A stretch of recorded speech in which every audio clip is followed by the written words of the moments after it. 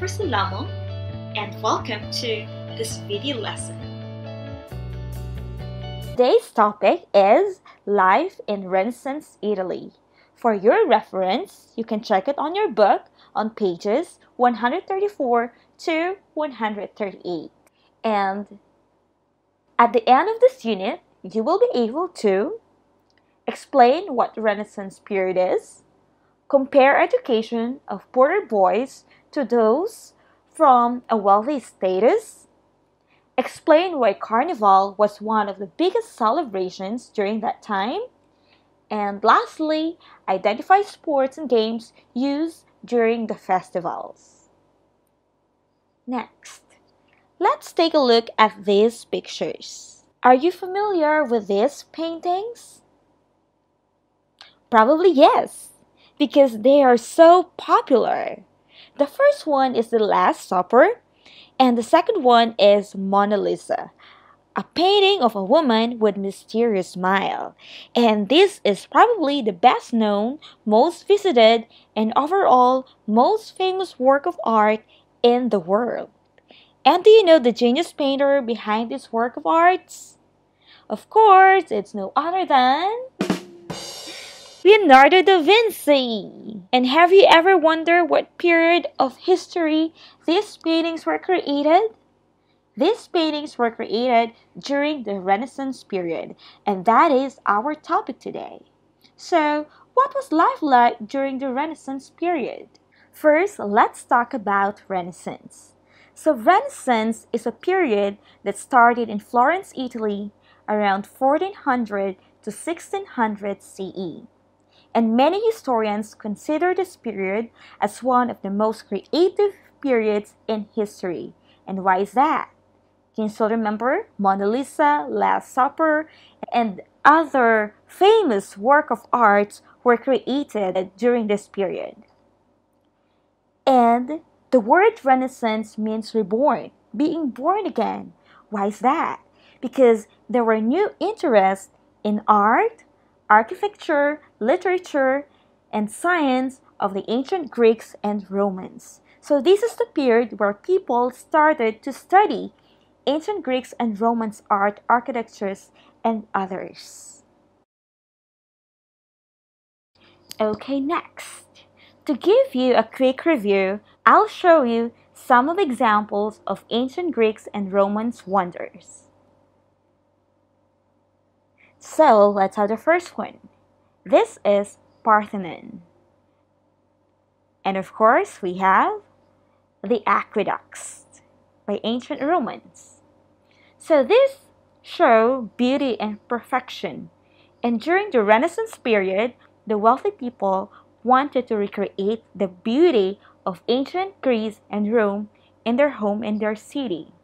Now let's have Aristotle. Aristotle was an ancient Greek philosopher and scientist who is still considered as one of the greatest thinkers in politics, psychology, and ethics. Ancient Greek and Romans influence was a major reason why people of the Renaissance wanted to learn Latin and Greek. Topics that were influenced by philosophers like Aristotle include ethics, physics, biology, mathematics, astronomy, psychology, politics, and more. So to summarize it again, Renaissance is a very creative period in history where there was a rebirth or restudy or interest of ancient Greek and Roman art, architecture, literature, and science. Now let's talk about families in Renaissance Italy. So children in Renaissance Italy live with their parents and often with their extended family. So that means it includes their grandparents, their uncle, their aunt, their cousins, and so on. And usually, of course, the father was the head of the family. And let's say, for example, you're already 30 years old, and let's say your father is still alive, you are still considered a child. Why is that?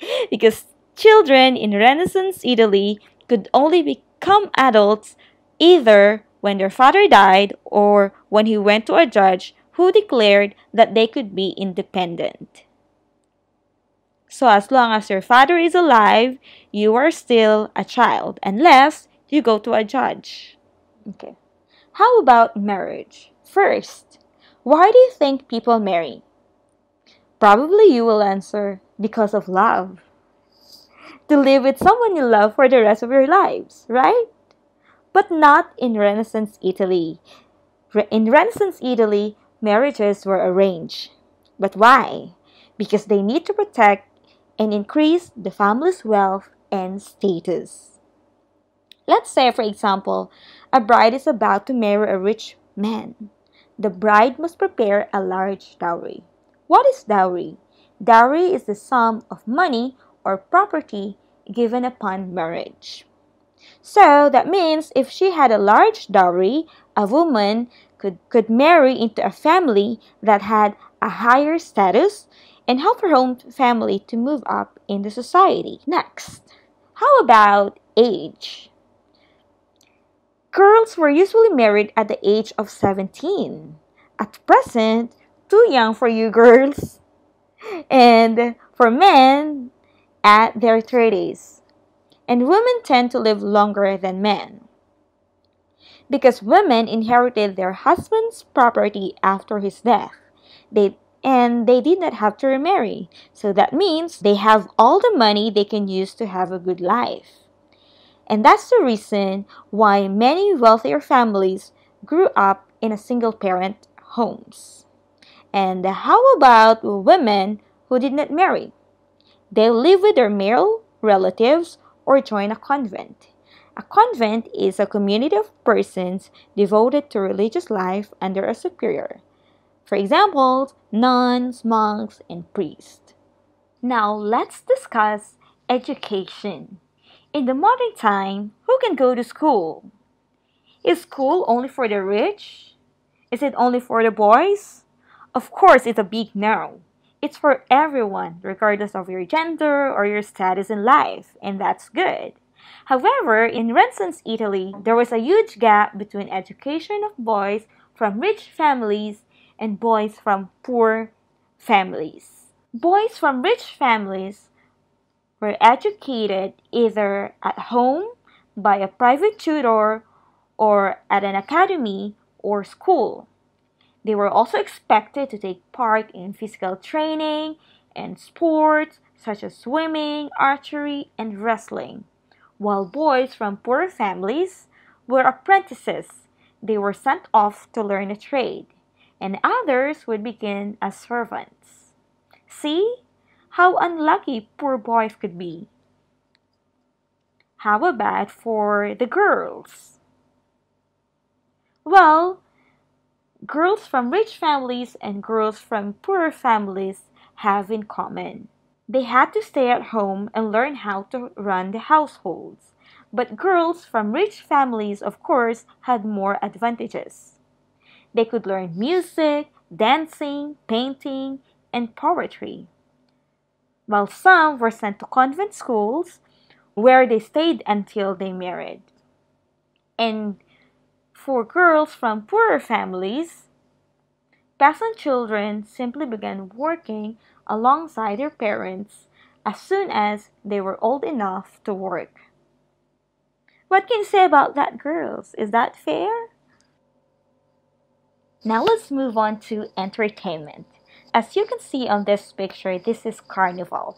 This is one of the biggest celebrations during the Renaissance Italy. And to understand this festival better, let's study these two words.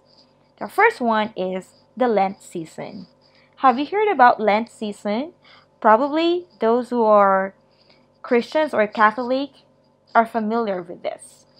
Well, Lent is a church season that lasts for 40 days.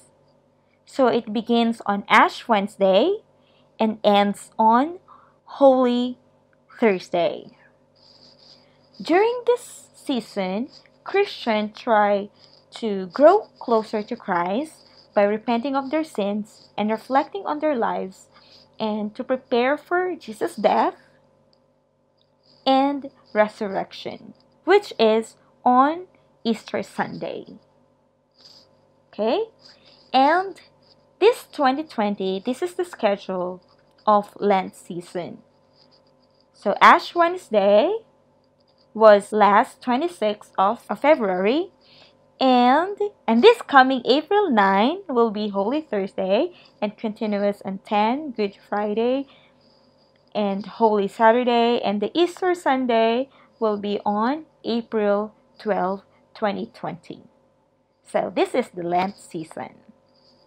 And how about Shrove Tuesday? So that's our next word, Shrove Tuesday. What is Shrove Tuesday? Shrove derived from shrive. It refers to the confession of sins as preparation for Lent. It's a usual practice in Europe and the Middle Ages. And Shrove Tuesday is also known as Pancake Day. Why is that? So Shrove Tuesday is the day when we eat pancakes. This is the last day before the Christian time of Lent. Remember, Lent is 40, it lasts for 40 days. This is the last day before the Christian time of Lent. In the past, Christians did not eat many foods such as milk, eggs, and fats during Lent. They did not waste food, so before Lent began, they had a feast using all the food that would go bad before they could eat it again. So pancakes were a dish that used up the foods by adding some flour. So that's the reason behind the Shrove Tuesday as Pancake Day. And now, let's move on to Carnival. So why is it one of the biggest festivals or celebrations in the Renaissance Italy? Mainly because it was an opportunity for people to celebrate and have a good time before the period of Lent. Remember, we have studied Lent a while ago. It lasted for 40 days, started on Ash Wednesday and ends on Holy Thursday. Now, this is a time for prayer and sacrifice. And it was also time of the year when many people get married. So it lasted from December 26th until the Shrove Tuesday. Remember Shrove Tuesday? Shrove Tuesday is the last day before the Christian time of Lent.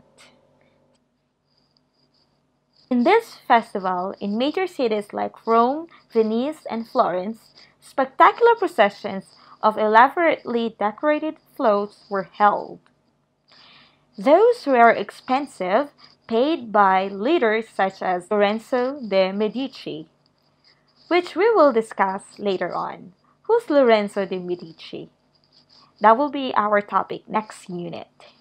Okay, so let's move on. There were also special performances, tournaments, banquets, races, and games. People would often wear masks and elaborate fancy dress to many streets, parties, and feasts. And lastly, there were massive food fights, throwing water, eggs, and fruits at each other. What do you do for fun? Do you listen to music? Do you watch movies? How about sport? What are some examples of famous sports in your country? Of course, there's football, volleyball, tennis, basketball, and others. How about in Renaissance Italy? Let's talk about sports and games in Renaissance Italy. So the first one is this: Guerra dei Pugni, or Wars of the Feast in Venice. How do they play the sports? Hundreds of men would gather on a bridge to fight. The goal was to throw as many opponents into the dirty water as possible and take the bridge. Just imagine you were one of them and you're on that bridge ready to fight and push all opponents blocking your way into the river to pass the bridge. Could you win that game? This is probably not easy. The next one is Gioco dei Ponte in Pisa. It's similar to the Wars of the Feast, but as you can see in the picture, people use armor and poles. And we also have here, this is kind of strange sport, but this is actually popular in Italy in the past. This is called Pallonicol Bracciali and Calcio. So, the ball with a bracelet is a spherical team sport and one of the oldest Italian national games. So, balls are struck back and forth with a wooden cylinder called a bracciale worn over the forearm. And you have to be careful in this because if carelessly played, a broken arm can result because a bracciale weighs 1 to 2 kilograms. Scoring is by 15s and 10s as in tennis, and the team which wins 12 games is final winner of the match. To have a clear picture of the game, let's watch this video.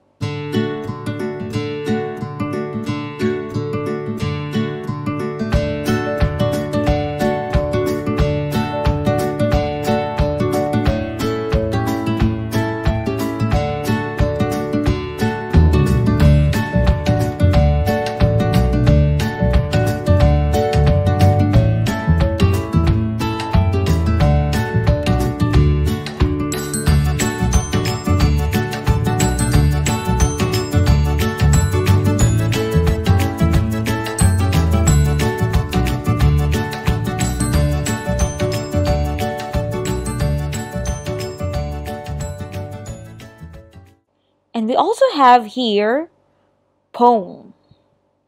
So competitors threw a spear while running at an apple hung in mid-air.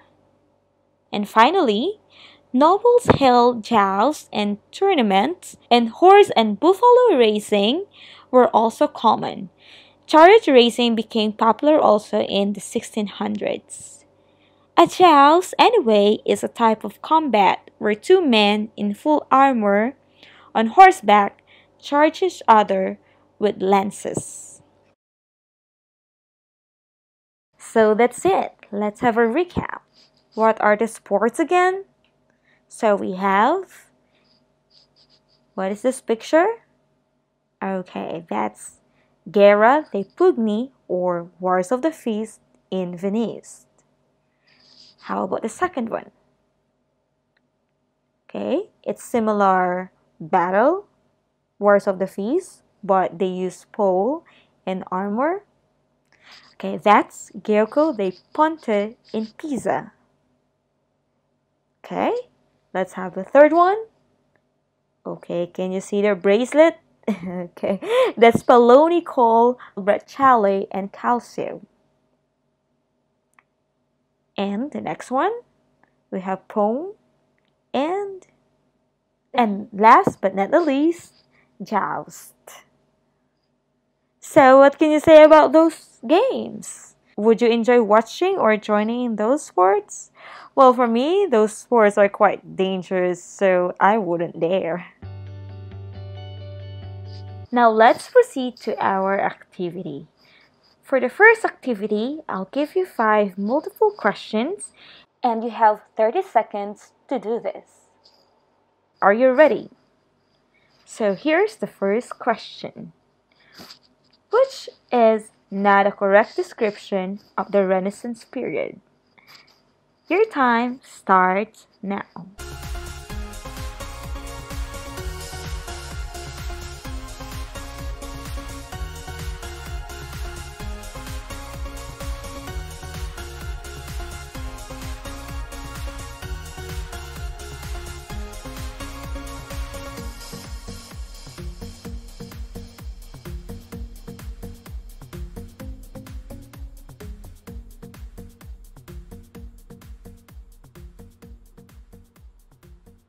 Renaissance period is not medieval period or dark ages. Next, number 2. Are you ready? Here's the question. What had to happen before a person could be classed as an adult? Time starts now.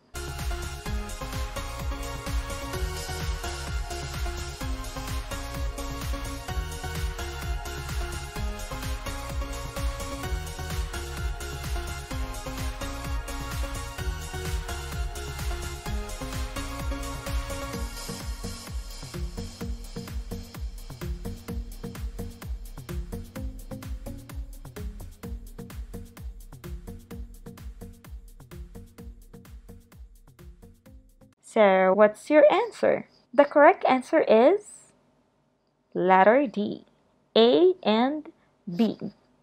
Okay, so there are only two ways for a person to be classified as an adult.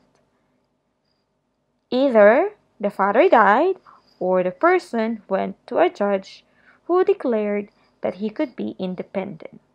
So the correct answer is letter D.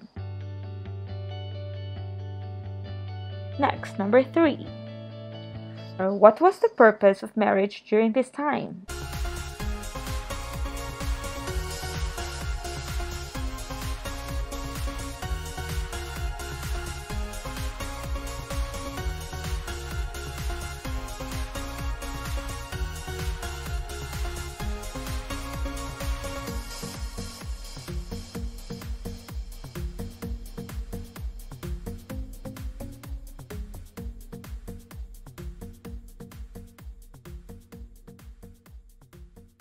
Okay, so let's check your answer.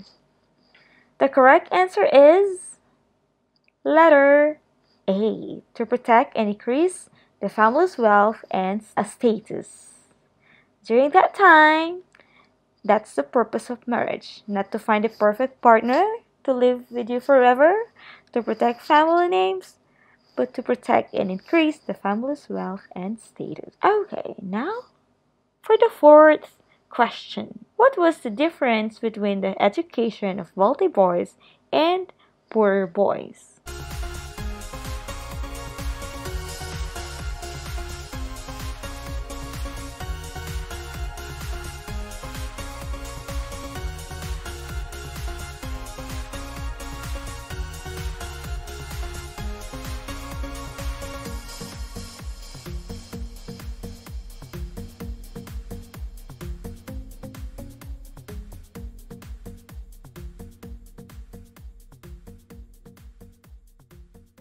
And the correct answer is letter C.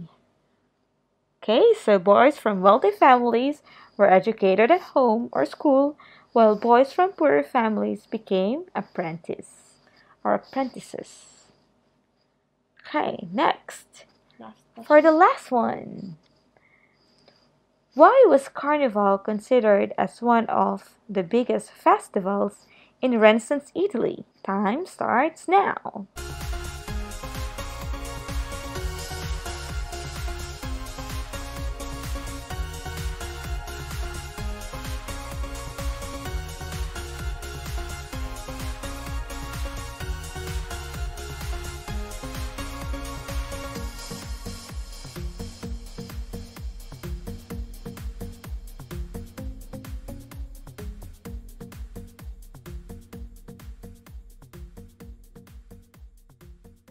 The correct answer is letter D. If you got it correctly, good job! Carnival was an opportunity for people to celebrate and have a good time before the period of Lent. And it was also time of the year when many people got married. Now let's have matching time. So match the sport to the correct description. You have 1 minute to finish this. Are you ready? Okay, so time starts now.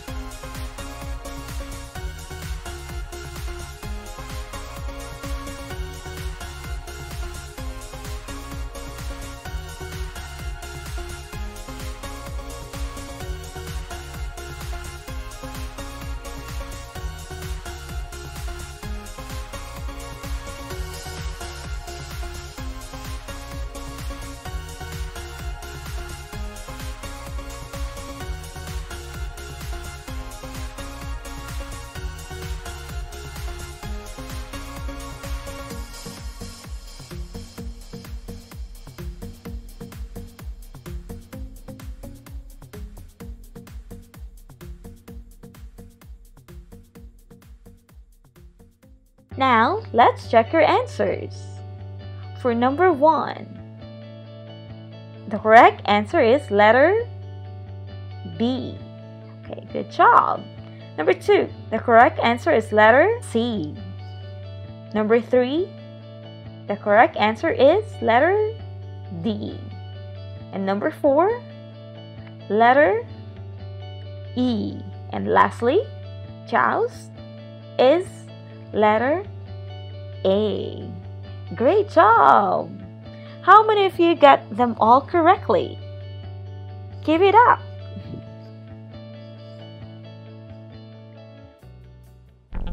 Now let's move on to our last activity, which is also the summary of our lesson. And we're going to do it together.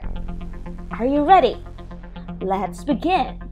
Number 1. It is a very creative period in history where there was a rebirth of ancient Greek and Roman art, architecture, literature, and science. And the correct answer is Renaissance. Good job! Next, what was life like in Renaissance Italy? So let's talk about families. Children live with their parents and often with their blank family. The answer is extended family. Okay, how about marriages? Marriages were often arranged between families to protect and increase the family's blank and status. The answer is, of course, well. Okay, next. Girls married blank than men. Correct answer is earlier. Next. For education, who were educated either at home by a private tutor or at an academy or school? The correct answer is boys from rich families. And who were apprentices? Okay, the correct answer is boys from poor families. And who usually stayed at home and learned how to run the household? Boys or girls? Sadly, that's girls. Next, for entertainment. So what was one of the biggest celebrations during the Renaissance Italy? It lasted from December 26th until the show Tuesday. And the correct answer is Carnival. Next, for sports and games. So what are the different types of sports and games played in Renaissance Italy? So we have the first one in Venice, we call it Guerra dei Pugni or Wars of the Fists. There's also Gioco dei Ponte in Pisa, Poloni called Bracciali, and Calcio, Pole, and tournaments. What kind of tournaments? The answer is Chow. And there's also horse, buffalo, and chariot racing. So that's it.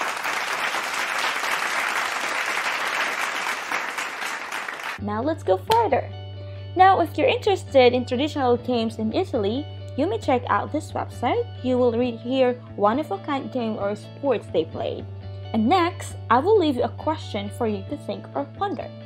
Is your life better than that of teens living in Renaissance Italy? Why do you think so? Thank you for watching. I hope everyone is safe at home. See you soon!